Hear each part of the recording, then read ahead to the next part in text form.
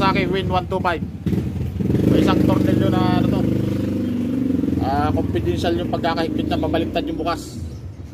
Diyan may papakita ko sa inyo tornilyo kung paano buksan sa ano to, Win 125. Yan. Pakita ko sa inyo para hindi kayo mabiktima, lalo na sa mga bago na magbubukas ito. Pakanan po ang pabukas ito, hindi pa kaliwa. Kasi ang nangyayari sa iba, napuputol kasi binubuksan, tinutuduhan pa kaliwa. Pakanan pa ang pagbukas ito. Ganito pang pagbukas niya, no, pakanan. Video na natin. Yan. Tapos yung ikot ng ano, pakanan. Yan. Para bubukas sa pakanan. Yan, o. Pakanan ang bukas. Kasi marami pong nabibiktima rito. Talagang nawawasak kasi tinutudo pa kaliwa.